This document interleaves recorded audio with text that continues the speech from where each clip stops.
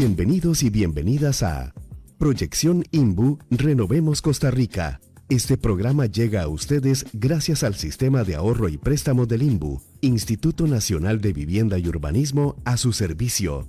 Comencemos.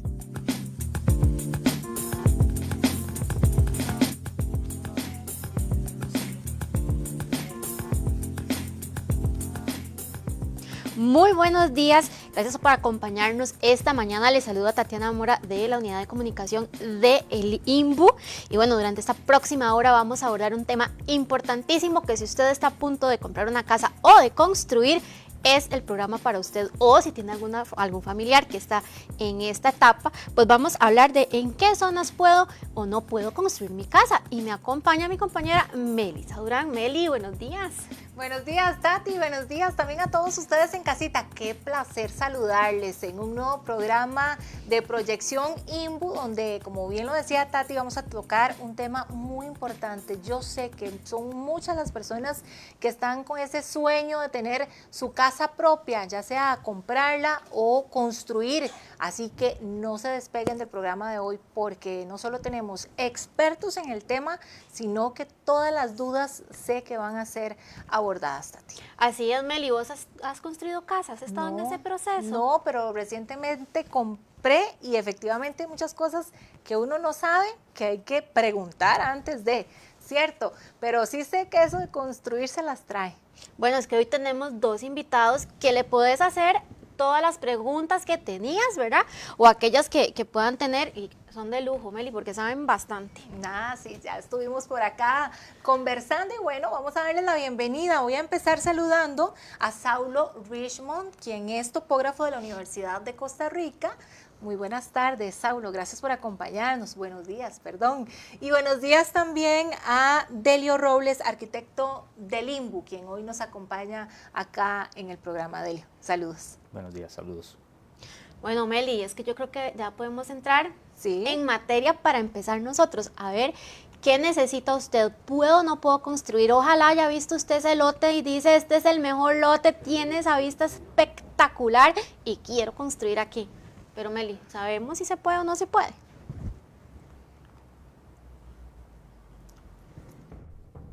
¿En qué zonas puedo y no puedo construir mi casa? Probablemente ya usted tiene muchos pasos adelantados para lograr ese sueño de construir su vivienda. Ya tiene sus ahorros y el financiamiento listo. Se ha reunido con los ingenieros y expertos y ya tiene visualizado el terreno para su casa. Pero resulta que el terreno en el que desea construir no es apto para desarrollar su vivienda. Entonces, ¿qué podemos hacer?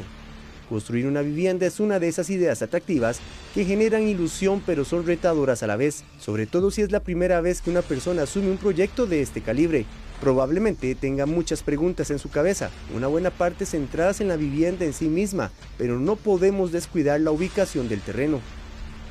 Este aspecto se convierte en una prioridad, pues se busca construir en una zona que nos guste, pero que también sea segura, así que este tema no se debe dar por sentado.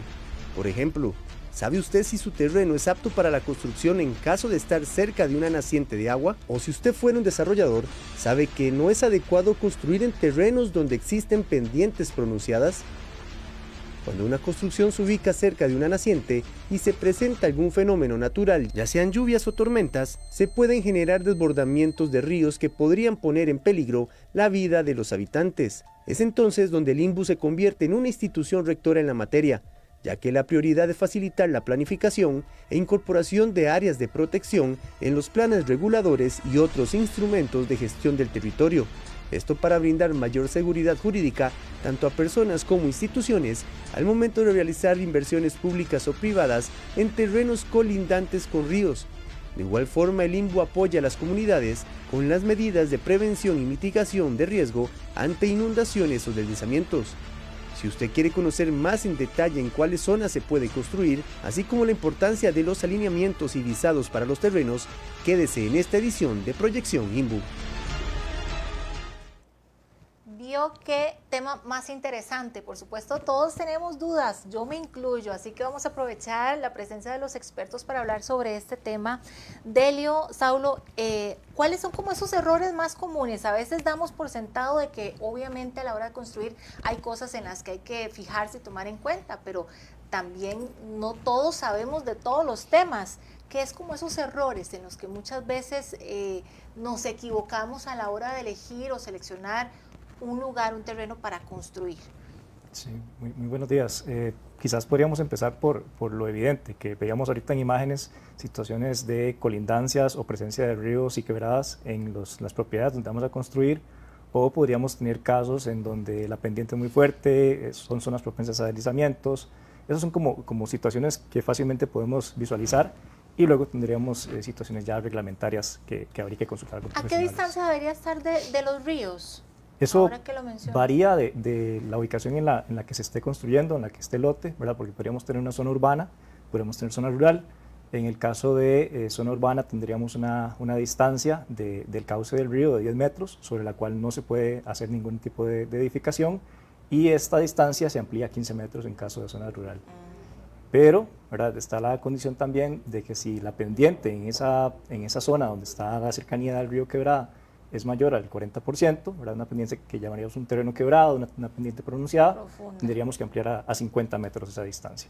Bueno, Meli, es que imagínate que esa distancia, ahora que está lloviendo tanto, claro, con los derrumbes, con las inundaciones, es importantísimo que tengamos claro esas dimensiones para poder construir y que no nos pase, como hemos visto últimamente, que se nos inunda la casa o una partecita de la casa, y en casos muy desafortunados que hay derrumbes.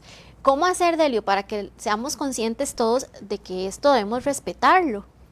Sí, bueno, primeramente iniciar con que las personas, pues cuando desean construir su vivienda sobre un terreno, esto estamos partiendo de que es un proyecto para la gran mayoría de personas, un proyecto de vida, ¿verdad? O sea, es un proyecto pues a largo plazo, habitar en ese lugar donde se proyecta construir. Entonces, si bien es cierto, en muchas ocasiones se puede pensar que en cualquier terreno pues podríamos edificar una vivienda, de alguna u otra manera debemos de tener claro que existen una serie de limitaciones, o podrían existir una serie de limitaciones asociadas, como lo estamos hablando, ¿verdad?, por la cercanía de un río, de una naciente u otro tipo de alineamientos.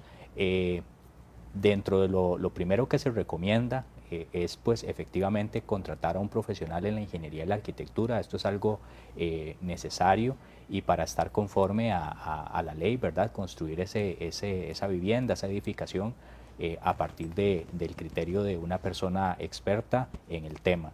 Esta persona también debe conocer una serie de procedimientos que se deben de seguir para analizar las condiciones de ese terreno y la aptitud que va a tener para poder gestionar el proyecto.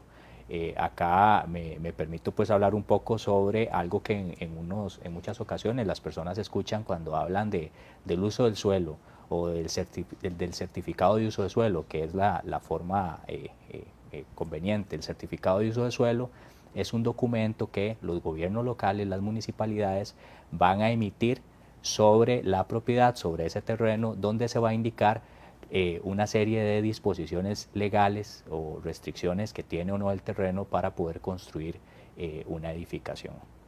Entonces, supongamos que pues Melissa cuenta con un terreno y tiene un deseo de construir su vivienda, pero resulta que a través del certificado de uso de suelo puede identificar que no es apto para vivienda, o es un terreno para un uso, qué sé yo, industrial o solamente comercial. ¿Y a quién se lo pido? Porque es importantísimo. ¿A dónde voy yo y digo, usted me regala un certificado de uso de suelo? Exacto. Este trámite se gestiona exclusivamente ante los gobiernos locales. Entonces, ¿cómo hace uno? Si yo tengo mi terreno y sé que está en el cantón, voy a decir, no sé, Puriscal, por decir algo, entonces tengo que conocer que el certificado de uso de suelo lo debo de solicitar en el gobierno local donde se encuentra la propiedad. No es donde está la provincia o la región, o no es donde se encuentra en el cantón específico. Los gobiernos locales emiten este documento. Hay que comentar, digamos, como algo positivo, que en la gran mayoría de las municipalidades pues se cuentan con trámites en línea, ¿verdad?, que se puede gestionar este trámite. La solicitud de un certificado de uso de suelo no está asociado a que solamente lo puede solicitar el profesional en la ingeniería o la arquitectura, sino que también puede hacerlo el propietario o puede hacerlo a través de otra persona. Ahora que dice eso, porque yo me preguntaba, bueno, si yo no he comprado el terreno, voy apenas a comprarlo, ¿puedo solicitar esa información directamente al municipio o debo solicitarlo al vendedor? Es conveniente solicitárselo al vendedor o a la persona que esté mediando dentro de la venta, ¿verdad?, desde la parte de bienes raíces, si existe ese interés de conocer específicamente lo que se puede y lo que no construir en ese predio. ¿Por qué? Porque si usted no tiene este documento y a la larga nos aventuramos a gestionar la compra, ¿verdad?, y a buscar un financiamiento ante una instancia bancaria, luego podría ser que cuando ya tenga años después la oportunidad de gestionar la construcción, observar una serie de limitantes que se tienen en ese predio, ¿no? Entonces es muy importante antes de tomar pues esa decisión de la compra, ¿verdad?, y tener esto claro, contar con ese certificado de uso de suelo para poder observar cuáles son esa serie de características. Entonces, además de esto, el certificado de uso de suelo orienta porque puede indicar el tipo de cuántos pisos máximos se puede construir, el retiro a las colindancias, el porcentaje de impermeabilización que se puede construir sobre ese terreno. Bueno, Meli, ve que yo eso no me lo imaginaba, ¿verdad? Y es importantísimo, sobre todo cuando usted ojalá tenga un plan de ahorro y préstamo y diga, ay, en 3 años voy a empezar a construir mi casa en aquel lote que yo soñaba, y Saulo, llego yo al lote, y qué debería ser lo primero que yo vea para más o menos identificar si se puede o no se puede. Bueno, como les decía antes, ¿verdad?, está el tema de presencia de situaciones de riesgo, que era con lo que inicié, como situaciones que uno puede fácilmente visualizar en el campo. Después está el tema de legislación desde el punto de vista del plan regulador, ¿verdad?, cómo tenemos este certificado de uso de suelo que nos indica las diferentes condiciones que vamos a tener en el predio, pero quizás podría devolverme incluso un poco más atrás, ¿verdad?, y ver en la conformación de esa parcela donde yo voy a construir, tengo que estar seguro de que esa parcela está oficialmente legalizada ante el Registro Nacional del Catastro, ¿verdad? Porque puede suceder que en físico me están fraccionando, me están dividiendo una parcela muy grande en varias parcelitas para construcción, pero eso lo veo en campo, pero no está presentado ante el registro. Entonces una municipalidad no va a dar ningún permiso de construcción si no tengo el plano catastrado que indica las dimensiones correctas de ese predio. Ahora, ¿cómo puedo identificar si ya llegué al terreno, como decía Tati, que es un terreno bueno para construir o es un relleno, por ejemplo, claro, que a veces pasa y tal vez a simple vista no se ve? Ahora, por ejemplo, Delio hablaba de la importancia de profesionales, pero sabemos que aunque debería ser la prioridad, a veces no todos cuentan con un arquitecto, con un ingeniero, totalmente, ¿verdad? A la hora de construir o al menos incluso de ampliar. A lo mejor ya hicieron algo, pero empiezan a ampliar y hay zonas que no estaban ideales para la construcción. Claro, ¿verdad? Tenemos que contar entonces con profesionales de ingeniería topográfica. Por ahí tendríamos que solicitar un estudio de suelos, ¿verdad? Un trabajo de geotecnia, donde nos indicarían el tipo de material que tenemos, la carga que puede soportar ese material, y también importante temas de infiltración, ¿verdad? Porque la infiltración no solo por temas de lluvia, ¿verdad?, sino para también las aguas residuales de nuestras viviendas, aguas sanitarias, saber cómo las vamos a manejar, si tendremos posibilidad de llevarlo esto a un alcantarillado sanitario, si lo vamos a manejar con tanque séptico, ¿verdad? En diferentes condiciones se podría, en otras no. Pero eso es algo que también tenemos que saber. Y además, importantísimo, la disponibilidad de servicios, ¿verdad? No nos permitirían hacer ninguna construcción si no contamos con el acceso al agua potable, por ejemplo, ¿verdad? Entonces son temas que uno tiene que asegurarse de que eso existe antes de hacer una compra. Bueno, Meli, es que vos te imaginas tratar de tener esa casa soñada y que no haya agua. Sí, eso estaba pensando. ¿Qué pasa el después? Ya cuando ya me jalé una torta ya y no hice todo esto. Exacto, o te digan, no, ahí no te vamos a dar agua, o no llega la electricidad, que es menos probable, pero podría pasar. Y esa es una de las cuestiones más importantes que uno tiene que tomar en cuenta, Delio, si en esa zona hay o no hay, como se dice popularmente, las pajas de agua, que finalmente es el que usted tenga acceso al agua. Sí, este tema es bastante crucial porque cuando se llevan procesos donde se segregan pues terrenos, la ley de planificación urbana establece un requerimiento y es contar con la disponibilidad de servicios. Entonces esto quiere decir, o esto se previó desde que se creó la ley de planificación en el año 68, que las personas cuando adquieran ese terreno pues tengan la disponibilidad de agua, ya sea en el momento de construir, que puede ser de posterior a la adquisición del terreno o mucho tiempo después, ¿verdad? Entonces es garantizar esto. Lo que sucede es que en muchas ocasiones existen en el mercado situaciones que no cuentan con la disponibilidad de agua. Y muchas personas, como un acto de buena fe, pues adquieren estos terrenos porque tienen un mejor precio, porque quizá se los ofrecen sin un financiamiento bancario y ya una vez que lo adquieren, tiempo después desean realizar la construcción de la edificación y pues se llevan la sorpresa que cuando van a las instancias competentes de otorgar la disponibilidad de agua, entiéndase el AIA o una SADA o incluso un gobierno local, le indican en ese lugar no tenemos infraestructura para disponibilidad de agua, no hay posibilidad, no se puede llevar a cabo y ahí es cuando las personas pues se llevan la lamentable noticia, ¿verdad? Lo que llamamos la sorpresa. Por lo tanto, es necesario que siempre en todo este tipo de procesos de adquirir un terreno y verificar que cuente con la disponibilidad de servicios básicos, más cuando existe una intención a llegar a construir. Diferente es si estamos adquiriendo una parcela para un fin agrícola y que pues no tenemos un interés en el momento pues para la construcción, ¿verdad? Pero esa es la diferencia. Yo acá con respecto a lo que ahora estaba contando Saulo, quería hacer una distinción porque esto es algo ya como muy técnico y en algunas ocasiones se confunde. No es lo mismo el certificado de uso de suelo que yo les comenté ahora, que es ese documento que lo otorga el gobierno local, a un estudio de suelo. Porque Saulo ahora nos explicó del estudio de suelo, ¿verdad? Que es estudiar justamente el suelo donde se va a sentar. La calidad del suelo. Exacto, donde se va a sentar esa edificación. No es lo mismo que el certificado de uso de suelo, que es este documento que la municipalidad expide e indica pues esa serie de restricciones o normas urbanísticas que se deben de cumplir al momento de construir. Se hace la salvedad porque es muy recurrente la confusión. Incluso que la persona llegue al gobierno local a solicitar un estudio de suelo y le digan que acá no es y diga que en el programa le dijeron que sí era. Pero no, estábamos hablando del certificado de uso de suelo. Ajá. Y pues el estudio de suelo es algo que pues se realiza a través de un profesional en la ingeniería que es quien debe de gestionarlo.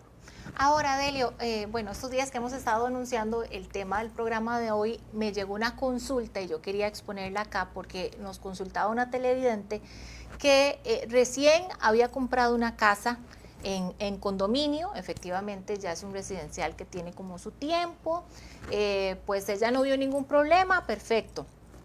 Según nos comentaba, recientemente les dijeron que no estaban haciendo un uso correcto de el manejo del agua, de las aguas negras, casi como que las estaban tirando al río, así que les pidieron remediar la situación, todo el tema, o incluso les podrían clausurar el condominio. ¿Qué se hace ante estas situaciones también? Porque ya hay una edificación, ya hay una compra, ¿cómo se podría actuar en este tipo de casos?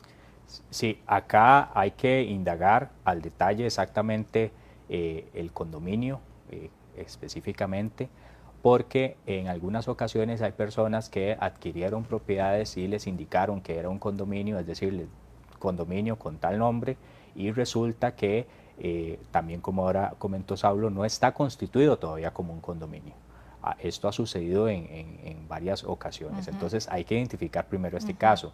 En el supuesto que sí haya sido constituido como un condominio, hay que dirigirse pues en este momento al gobierno local para verificar, porque el gobierno local autorizó un permiso de construcción para ese condominio, y ese permiso de construcción que autorizó el gobierno local, antes de otorgarlo incluso, obtuvo la autorización de instituciones revisoras a nivel nacional para proyectos bajo el régimen de propiedad en condominio. Estoy hablando que obtuvo pues también una revisión y autorización del INBU, del Ministerio de Salud, de la IA y del Cuerpo de Bomberos. Entonces, y la inscripción del profesional a través del CEFIA, Claro.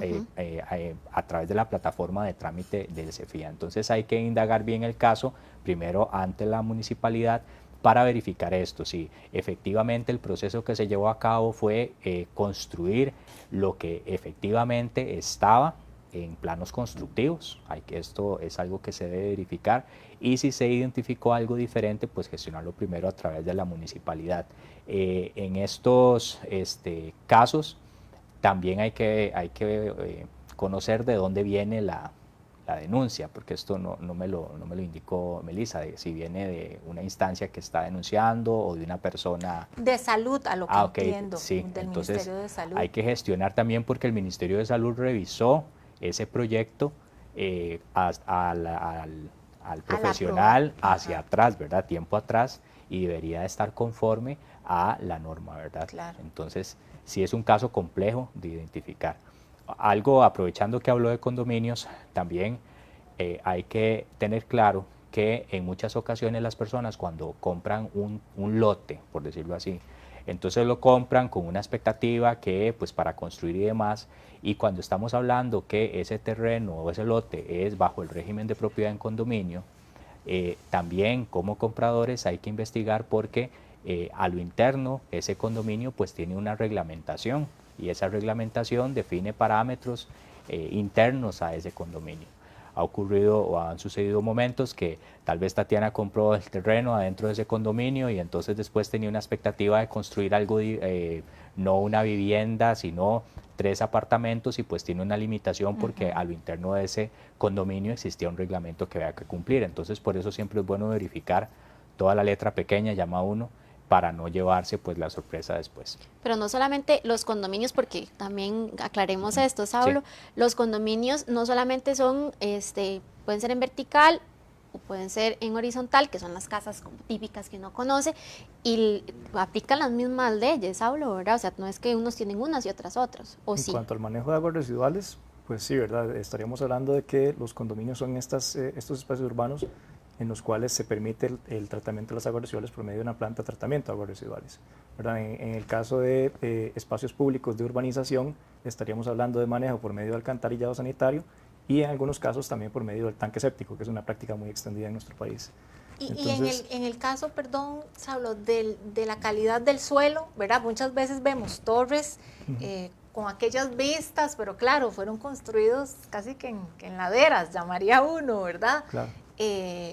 ¿Cómo puedo asegurarme de que efectivamente estoy comprando mi casa o mi apartamento en una torre y que no voy a tener consecuencias conforme pasan los años? Pues esa pregunta está complicada, ¿verdad? Porque uno como persona que tal vez no tenga conocimiento de temas de ingeniería, no tendría el cómo llegar a saber que realmente se tomaron las precauciones del caso en el momento de construir, en el momento de diseñar la infraestructura y el edificio en sí, para solventar cualquier situación que pueda ocurrir, ¿verdad? Pero sería una situación que, si ocurre, tendría yo que denunciar a la empresa constructora, al proceso de diseño que hubo atrás, ¿verdad? Y ese sería como el respaldo que tendría. Pero como cliente que voy a comprar un apartamento en una torre de condominios que ya está construida, no tendría yo esa posibilidad. ¿Y esa garantía de empresa constructora se vence en algún momento?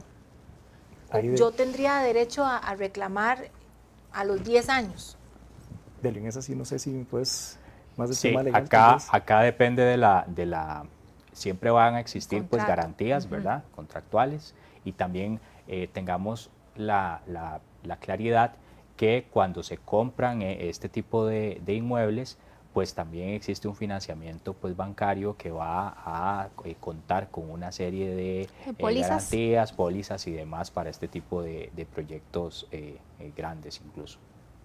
Bueno, eso es importante, Meli, porque a veces cuando vamos a hacer la parte del financiamiento, que si usted lo realiza con el INBU va a ser muchísimo más sencillo, pero resulta que tenés que tener un montón de pólizas por aquello de que pase algo, ¿verdad? Sobre todo las de incendios, y es importante. A veces nosotros decimos, no va a pasar nada, como con el carro, que uno dice, no, yo manejo súper bien, pero uno no sabe qué puede pasar. Sí, es importante. Y ahora que mencionan también lo de los planes, yo quería consultar qué rol es el que cumple el INBU también en todo esto que estamos hablando. ¿Hay alguna asesoría, hay alguna forma también de acercarme al INBU para obtener información? Sí, el INBU tiene diferentes formas, digamos, de acercarse. Una de ellas es el que estaba comentando ahora Tatiana, ¿verdad? Cuando queremos buscar un plan de ahorro y préstamo, ¿verdad? Para la compra de un terreno, para la construcción de una vivienda. Pero también el INBU tiene el otro rol cuando hablamos de urbanismo, y es que como entidad tenemos la competencia asociada a emitir normativa técnica con respecto a la construcción de edificaciones. Entonces, existen normas que a través del INBU y de otras instancias, por ejemplo, la IA tiene normativa, el Ministerio de Salud tiene normativa orientada a la construcción de edificaciones. También existe, no directamente el INBU, pero la ley de construcciones, que es la ley número 833, que le da esta potestad a los gobiernos locales en cuanto a la gestión de las construcciones en su territorio. ¿Qué quiere decir esto? Que siempre que nosotros observemos en nuestro alrededor y existan construcciones, por un mandato de ley, estas construcciones pues deben de contar con una autorización municipal. Por lo tanto, sí, han existido ocasiones, y pues todos lo sabemos, donde alguien podría construir sin los permisos correspondientes. Y aquí lo que se tiene que gestionar es una denuncia, primero, pues ante y apersonarse al gobierno local, consultar si existe o no pues esos permisos de la construcción de las edificaciones. Y sucede algo, que en algunas ocasiones alguien podría decir, bueno, es una vivienda que se está gestionando, no el permiso de construcción, pero también podría llegar a ser un proyecto ya un poco más grande, ¿verdad? Y que no cuenta aún con los permisos. Muchos gobiernos locales gestionan el control urbanístico, eso se llama, de que las construcciones se realicen conforme a la normativa. ¿Por qué? Porque en el supuesto de que se realicen sin permisos, podrían existir limitaciones o faltantes en el cumplimiento de normativas. Entiéndase de que se construyeron al margen del río, que un proyecto se desarrolló no con el sistema de tratamiento de aguas residuales requerido, entre otras cosas. Bueno, como podría ser el caso de la señora que nos estabas comentando, sí. O del señor, porque no... Una señora, sí. La pegué, qué dicha. Sí, qué bonito, porque quiere decir también que estos temas les interesan. Claro. Entonces también me parece bonito, Tati, aprovechar para que las personas que nos están viendo, y si tienen temas que dicen, ay, me gustaría que de pronto hablen en el programa, también nos lo hagan llegar. Así es, y es que, Meli, ahorita vamos a hacer una pregunta que nos hicieron por redes sociales, porque a las personas les interesa, y de pronto a veces tenemos esas preguntillas y decimos, pero ¿a quién se la hago? Yo no sé. Bueno, este es el programa idóneo para que usted la pueda hacer, y la voy a leer porque no me la pude aprender. Nos preguntan, bueno, aquí está. ¿Por qué nadie controla a los desarrolladores que construyen hasta sin permiso? ¿Será que están sin controles? ¿Será que logran evadirlos? Porque lo cierto es que a veces, así, de verdad, para poder construir lo que sea, son muchos permisos. ¿Cómo de pronto algunos logran construir tan rápido? Y sin permisos de nada? Es como extraño. Bueno, acá la pregunta es bastante amplia, y existen varios factores. En algunas ocasiones, voy a empezar con lo que podría suceder, existe una construcción que se está gestionando, y pues ante los ojos de las personas del día a día, piensan o consideran que tal vez no tiene los permisos de construcción. Entonces se hace una afirmación de que no tiene permisos de construcción. No obstante, de proceder a realizar una consulta ante el gobierno local, se identifica que efectivamente esa construcción sí tiene un permiso de construcción, y tal vez pues donde está colocado los permisos y demás no fueron observados por quien presentó la denuncia o la queja, ¿verdad? Entonces existe muchos casos de estos, aunque no parezca. Luego, en el supuesto de que sean efectivamente un proyecto grande que no cuenta con los permisos, se solicita en el gobierno local para que se informe, incluso las comunidades pueden solicitar que se informe las autorizaciones municipales para ese tipo de proyecto que se está gestionando. ¿Por qué? Porque efectivamente si no existen, la municipalidad es el ente competente de ejercer el control sobre las construcciones en su territorio. Entonces es la vía inmediata, por decirlo de esta forma. Pero, Saulo, tiene que haber Ahora, otra también, ¿verdad? Si no definitivamente no existe ese control, pues hay que proceder con las denuncias más hacia arriba, ¿verdad? Y presentarlo en los entes correspondientes, ¿verdad? En el supuesto de que se identifique y el gobierno local no puede dar razón sobre estas construcciones que se dan. Por lo tanto, la pregunta es válida. En algunas ocasiones se podría entender que no se está gestionando el control de los permisos en algún lugar, pero también ha sucedido casos, como les digo, donde un grupo de personas dicen no tienen los permisos, pero sí cuenta con los permisos. Delio, pero ahora a la hora de pedir un financiamiento, por ejemplo, en el caso, yo pido el financiamiento en el INBU, ¿ustedes verificarían que efectivamente antes de dar un crédito esos permisos estén? Es como también un respaldo. Sí, por supuesto. Las entidades financieras, vamos a partir de un hecho. Supongamos que yo soy una entidad financiera, entonces yo le voy a prestar a Melissa una cantidad de dinero pues para que construya su vivienda. Existen mecanismos de fiscalización de la inversión. ¿Por qué? Porque si yo voy a prestar ese dinero, pues yo tengo que fiscalizar que esa inversión se lleve a cabo. Y parte de la fiscalización de esa inversión es efectivamente que se cuente con todos los requerimientos, que esté cumpliendo con todo lo de la ley. ¿Por qué? Porque de lo contrario, pues dice, otorgaría y qué pasa si no tiene permisos ni demás, ¿verdad? Muchísimas gracias y qué bonito que ustedes nos envíen las consultas, sus preguntas, porque sí, estamos en un programa en vivo aquí en Proyección INBU y también pueden escribirnos, ya sea por las redes sociales de Multimedios o también por las redes sociales del INBU y aquí por supuesto les vamos a estar leyendo. Vamos a separarnos unos instantes, vamos a una pausa comercial, pero al volver, precisamente de lo que estábamos hablando, ¿cuáles permisos necesito? ¿A cuáles debo prestarles realmente atención? Ya regresamos acá en Proyección INBU.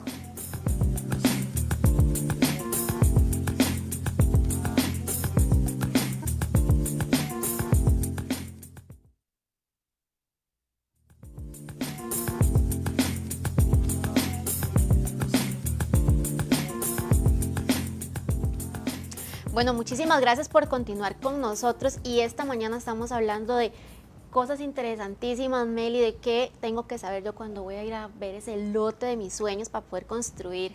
Claro. Cosas que uno definitivamente ni siquiera se imagina. Es que a veces son temas, Tati, a los que no estamos relacionados, ¿verdad? Aunque seamos profesionales en otros temas, ¿qué es esto de los permisos? ¿Cuál es realmente entonces, ahora que decían, el uso de suelo y también el estudio de suelo? ¿Qué es lo que tengo que ir a pedir a la municipalidad, a salud, a qué instituciones? Bueno, de eso vamos a hablar, Tati.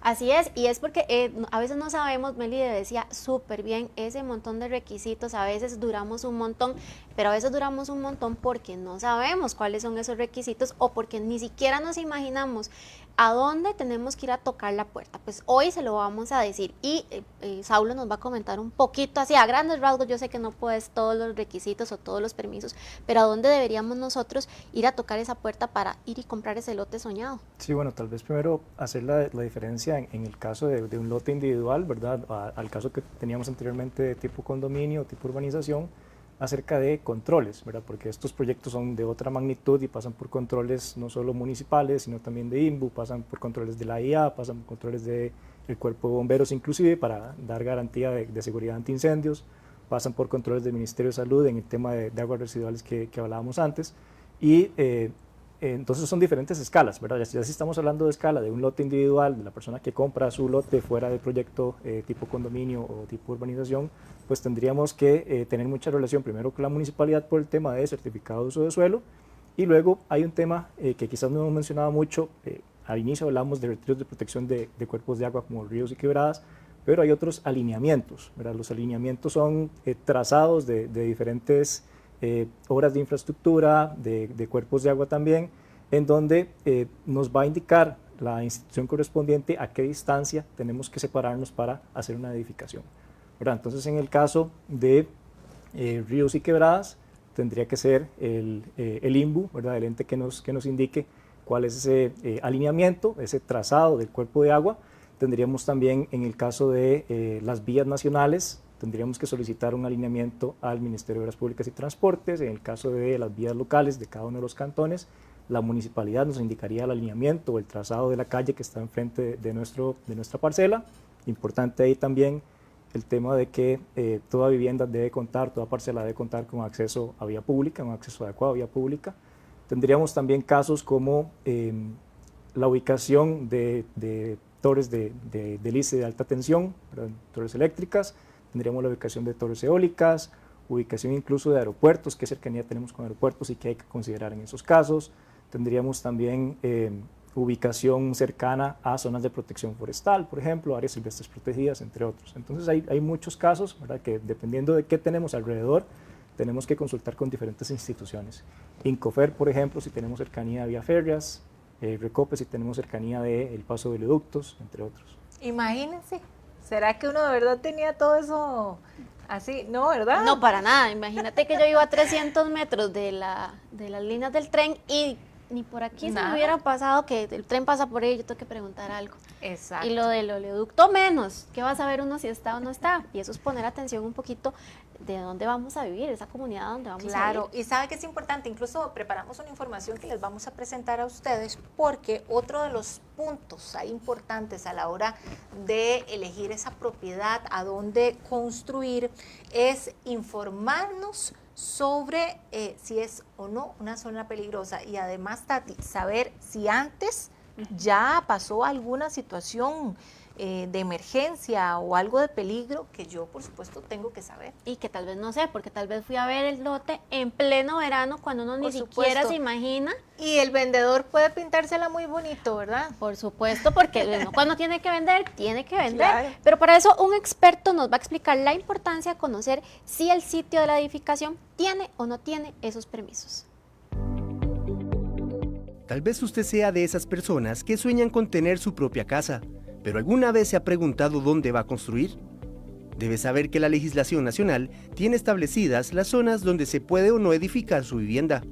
Primero deben enfocarse mucho en qué zona estamos, ¿verdad? O sea, tenemos que siempre preguntar al gobierno local cómo nos pueden ayudar o cómo nos pueden beneficiar a la hora de una construcción para que no tengamos un gran riesgo a la hora de una inundación, un deslizamiento, ¿verdad? Que ojalá que no se dé, pero como es una inversión grande, una inversión a futuro, se recomienda siempre preguntar, siempre asesorarse con los profesionales a cargo y expertos en la materia para llegar a desarrollar su vivienda y proyecto de vida.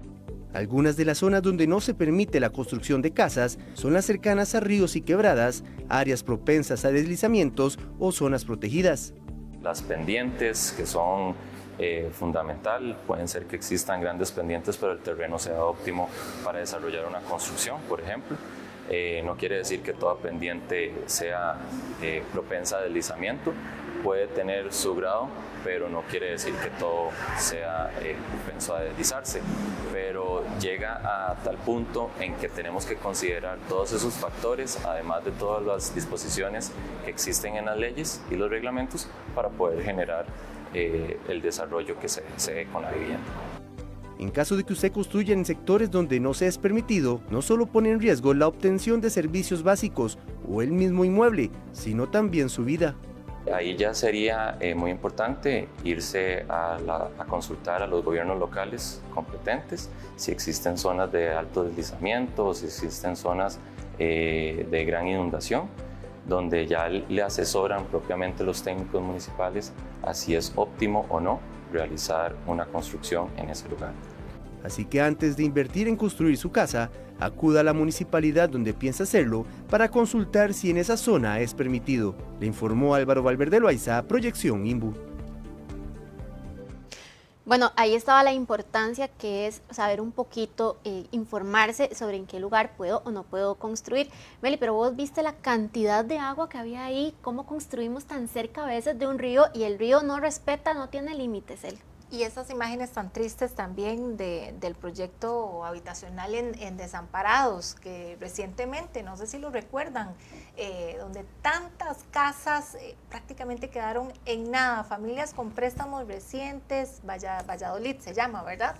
Y ahí en Desamparados, súper céntrico, y pasó esta situación. ¿Por qué? Porque las condiciones del suelo al final no eran las óptimas, aunque a simple vista, como decíamos, eso no se ve, y por eso es importante informarnos, y por eso estamos tratando el tema acá. Y lo bonito de tener programas así, Tati, también es que las personas pueden hacer sus preguntas. Tenemos otra consulta, ¿sí? Así es, pero antes de entrar a la consulta, ahora que estaban hablando de Desamparados y de Valladolid, bueno, la jefa hoy no pudo acompañarnos porque a doña Ángela le encantan estos programas, justamente porque estaba en una actividad con el presidente de la República y la Comisión Nacional de Emergencias, que justamente en Valladolid, hoy en Desamparados, la CNE hizo una inversión de 2.800 millones, yo soy malísima con los números, para finalizar una mega obra para 65 personas. Y justamente este es uno de los casos en donde el agua no respetó absolutamente nada. ¿Y qué pasa cuando usted vive cerca de cuerpos de agua? Y cuando me refiero a cuerpos de agua, vieras cómo he aprendido con mis compañeros. Son los ríos, son las nacientes, inclusive es toda la zona donde está el mar. Entonces tenemos una pregunta que, Saulo, a ver si usted nos puede ayudar. ¿Podemos hablar de cuál es la construcción o cómo debe ser la construcción en la zona marítimo terrestre? Ok, perfecto. La zona marítimo terrestre, bueno, empezar definiendo, la verdad, tenemos una franja a lo largo de todas nuestras playas de 200 metros, ¿verdad? Esa franja se constituye primero por unos 50 metros de zona pública, en donde no se puede construir absolutamente ninguna vivienda, ¿verdad? Se puede construir algún tipo de obras de protección, de obras de interés público. Por ahí está el tema de las marinas también, algunas situaciones particulares, pero vivienda no se puede construir en la zona pública. Y tenemos otros 150 metros que se meten hacia tierra, que son zona concesionable, zona restringida. Esto es terreno que es del Estado, administrado por los municipios, y que se da en concesión a diferentes personas que puedan habitar ese espacio. Ahí se puede dar desde el punto de vista de residencia, se puede dar desde el punto de vista de alojamiento, hoteles y demás, hotelería, algún otro tipo de estructura que se quiera construir, y acá sí se podría, ¿verdad? Tendríamos permisos bajo la figura de concesión, es decir, no soy el propietario yo de ese espacio, sino que el municipio me lo dio, ya sea por un plazo de 5 a 20 años, prorrogable en el tiempo.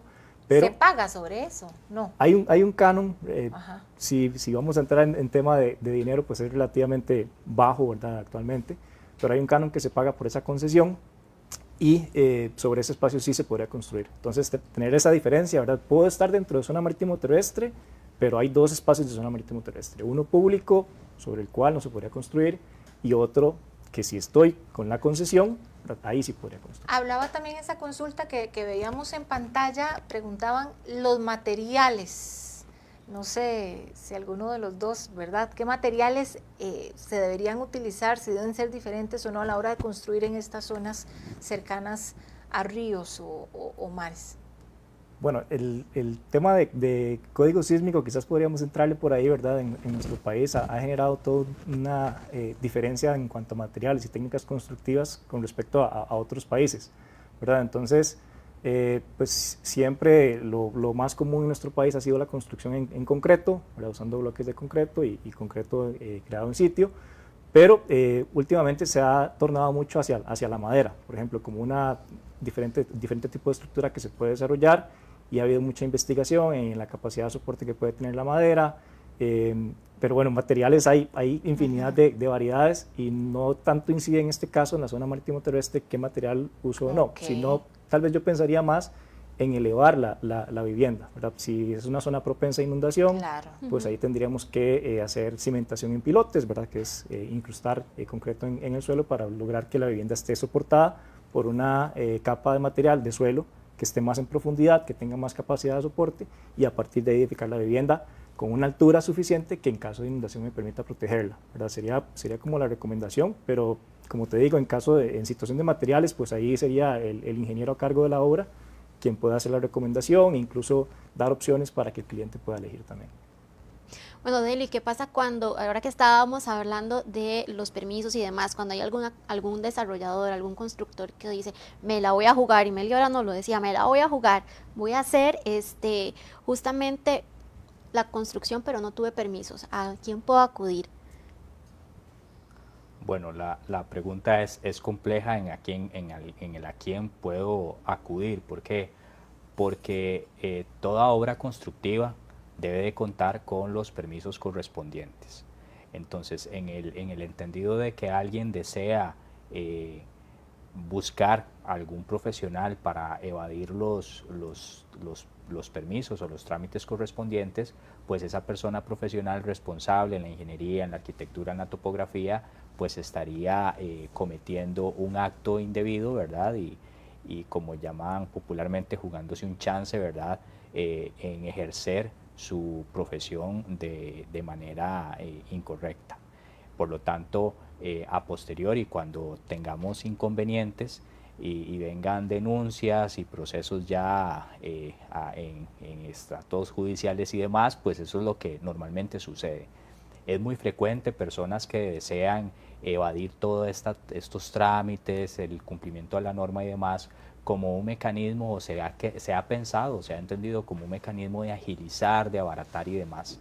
Pero a mediano y a largo plazo, luego todas las afectaciones o complicaciones posteriores que vamos a tener van a encarecer todo el proyecto.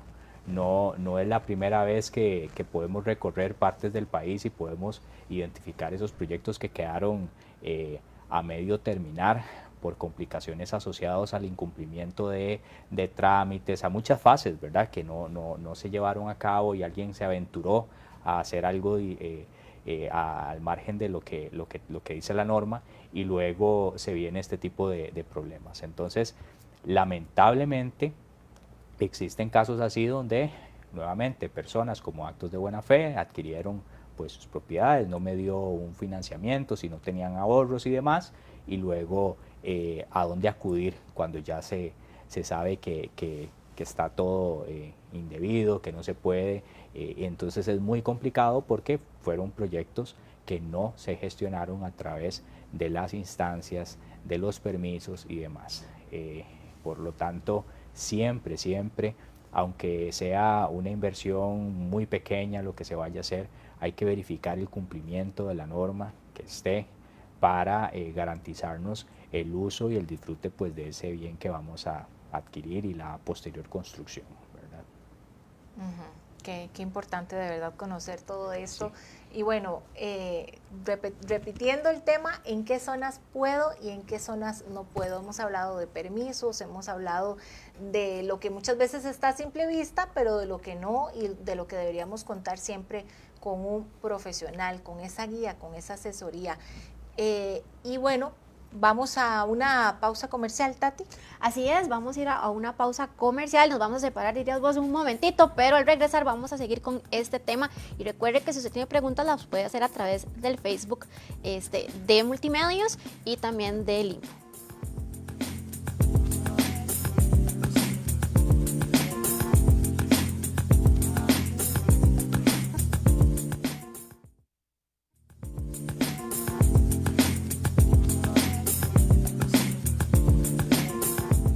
12:36. Gracias por continuar acá en Proyección INBU. Para nosotros de verdad es un placer poder abordar temas de su interés. Y vamos con una consulta de un tema que yo sé que a todos nos interesa, sobre todo en este auge de condominios, ya sea de torre o horizontales, ¿verdad? Yo creo que usted también es herediana. Así en Heredia, cada 100 metros hay una construcción de un condominio nuevo, ¿verdad? Exactamente. Y uno a veces dice, ¿cómo si ya no cabemos? O el agua, yo pienso en el agua, todo esto. Pero bueno, ¿cuáles son esas diferencias? Si voy a comprar en una urbanización un lote independiente o voy a comprar en un condominio. Bueno, quizás podríamos empezar porque el lote que compramos en urbanización es lo que estamos comprando. Básicamente lo que visualizamos como lote, eso compramos. Somos únicamente propietarios de ese espacio y todo lo demás en la urbanización se transforma en área pública. Tendríamos vías de acceso que son públicas, son entregadas al municipio. Tendríamos sistemas de infraestructura de manejo de aguas pluviales, de aguas residuales, de agua potable, que son administrados por un ente operador público, ¿verdad? En la mayoría de los casos. Y tendríamos áreas de uso público como juegos infantiles, áreas recreativas, entre otros que también son de uso público. Por ahí estaría el caso de la urbanización. En el caso del condominio, no solo estamos comprando el lote o el apartamento que estamos visualizando, ya sea horizontal o en torre, sino que compramos un área de uso común, ¿verdad? Entonces ahí son famosos los espacios de gimnasio, los espacios de también áreas recreativas, de parques para perros o para diferentes tipos de mascotas, espacios algunos que tienen, no sé, piscina, ranchos, otro tipo de espacios que son compartidos por todos los condóminos, ¿verdad? Entonces ahí hace esa diferencia de concepto de qué es urbanización, donde uno es propietario únicamente de un lote, y qué es condominio, donde uno es copropietario de también esas áreas compartidas. Entonces saber que no solo estamos comprando el espacio donde habitamos, sino también tenemos una inversión en el resto del espacio. Y de ahí viene la famosa cuota de condominio, la cuota condominal. Pagamos ya sea mes a mes o de alguna otra forma, en donde esto viene a ser un fondo, un presupuesto que se utiliza para seguridad, para vigilancia, se utiliza para mantenimiento. Las vías internas son privadas, entonces no tiene por qué la municipalidad ir a invertir fondos públicos en dar mantenimiento a las vías internas de un condominio, ¿verdad? Y también los sistemas de manejo de aguas pluviales, residuales y potable, pues es algo que se tiene que hacer cargo el condominio. Mantenimiento de áreas comunes, de juegos infantiles, todo esto es parte de la inversión que se hace en el condominio. Bueno, Meli, a mí hay un tema que me encanta, que tiene que ver con esto que decías, Saulo, del tema de que cuando uno va a comprar en un condominio que ya está establecido, ¿verdad? Ojalá con seguridad y todo esto, hay unas áreas comunes, y es que en realidad siempre que se construye así, Delio, hay que dejar un porcentaje importante para poder desarrollar nuestra comunidad y que sea habitable. Sí, exacto. A partir de lo que se ha comentado, cuando se desarrolla una urbanización, y tal como lo indicó Saulo, ¿verdad?, de estas áreas públicas que se van a gestionar, entiéndase las calles, los terrenos asociados para facilidades comunales, juegos infantiles y parque, son porcentajes que están establecidos a través, pues, de la ley de planificación urbana, donde se previó que, pues, efectivamente, si vamos a realizar un desarrollo urbano donde van a habitar personas, pues tenemos que garantizar la entrada y salida de esos lotes resultantes a través de estas calles, también garantizar áreas públicas asociadas a que si existe un parque, un área de juegos infantiles, algún espacio para facilidad comunal. Y cuando hablo facilidad comunal es para la posterior instauración, entiéndase, una escuela, un colegio, un EVAIS, algún hogar de cuidado, salón comunal, entre otras cosas. Entonces, esta es la dinámica y la lógica de la urbanización. Cuando estamos hablando del tema de los proyectos que se someten bajo el régimen de propiedad en condominio, en ese entendido de que, pues, tenemos una porción que compramos y también tenemos otra porción que es de todos, las áreas comunes, también se busca la existencia, pues, de esas áreas comunes. Lo que cambia es que estas no son para uso público para todas las personas, ¿verdad? A diferencia de la urbanización, sino para las personas que viven en el condominio. ¿Sí? Yo hace rato. Ahora, en cuanto a trámites, ¿hay alguna simplificación si compro un terreno que ya está dentro de un condominio, así lo compro en urbanización, o va haciendo lo mismo? Los trámites resultan ser similares. Lo que cambia o puede cambiar es en parte la normativa o las disposiciones que hay que cumplir, porque, como lo dije minutos atrás, el terreno que compramos en un condominio de lotes, ese va a tener un reglamento interno del condominio. Entonces, las disposiciones a cumplir podrían ser distintas así es en una urbanización. Le pongo un ejemplo, digamos que usted compra en un condominio de lotes y usted compra ese lote y el reglamento interno indica que las fachadas tienen que ser de un tipo, que es máximo 2 pisos, que el tipo de frente de la vivienda es de una forma, ¿verdad? Entonces usted tiene que ajustarse y cumplir con respecto a eso. Ya si es en una urbanización, pues tenemos que aplicar lo que indica la norma de alcance nacional o el plan regulador respectivo sobre el frente y demás, pero no está sujeto a una reglamentación interna. Bueno, no, definitivamente yo creo que ha sido más que enriquecedor todos esos temas que hemos ya abordado, todos esos temas ahí pendientes. A mí este tema me encantó. Uno aprende mucho, es que aquí en Proyección usted aprende hasta lo que ni siquiera se imaginaba que existía. Aquí usted lo va a ver, y solo como en un minuto, ¿qué sería lo más importante que yo tengo que saber o tengo que recordar para poder decir, voy a comprar ese lote? Bueno, saber que podemos buscar asesoría en el municipio, en el propio municipio, ¿verdad? Que nos puede dar asesoría en temas de incluso desde la base, que es la parcela en sí, ¿verdad? Que si está el fraccionamiento, si fue avisado por el municipio, si esto está inscrito ante el catastro, ante el registro, y luego el certificado de uso de suelo, indicándonos qué podemos hacer en este espacio, sea uso de residencial, comercial, industrial, entre otros. Y por ahí, ¿verdad? Pues continuar con todo lo que hemos hablado, pero siempre saber que el municipio puede ser mi aliado en el tema de conseguir un espacio para vivienda. Bueno, qué importante, Meli. Ahora sí, la próxima vez que veas ese lote de tus sueños, ya cuando vayas a construir Sí, como el sí, mar, sí, ahí, sí. como en la costa, o retirarte por ¿Será ahí. algún día? Si Sí. se me hace. Pues esperemos que sí. Ojalá que sí. Y bueno, no, muchísimas gracias, ¿verdad? A ambos expertos por acompañarnos. Así es, y también a las personas que nos siguieron y nos escribieron a través de Facebook, le voy a quedar debiendo a don Ronnie Flores la respuesta en vivo, pero prometemos enviársela a su perfil para que le podamos dar una respuesta, a ver si puede usar esa cancha multiuso en su condominio, Meli, porque también eso es importante. Sí, bueno, y vea qué importante, queremos invitarles también para que no se pierdan nuestro próximo programa, el próximo viernes a las 11:45 de la mañana. Escuchen bien el tema, formas de construcción sostenibles, formas de construcción sostenibles. ¿Quieres saber sobre este tema? Bueno, por supuesto, los esperamos acá el próximo viernes, 11:45 de la mañana. Así es, y también recuerde que nos puede seguir a través de nuestras redes sociales, en Facebook, el Instituto Nacional de Vivienda y Urbanismo, y por supuesto también por Multimedios CR. Meli, el tiempo se nos fue volando, qué lástima. Nos vemos el próximo viernes aquí a las 11:45. Ya tienen una cita con nosotros y de paso si tienen preguntas sobre este tema que vamos a tratar, la pueden hacer llegar a nuestras redes sociales. Espero que estén muy bien, feliz viernes. Los esperamos la próxima semana.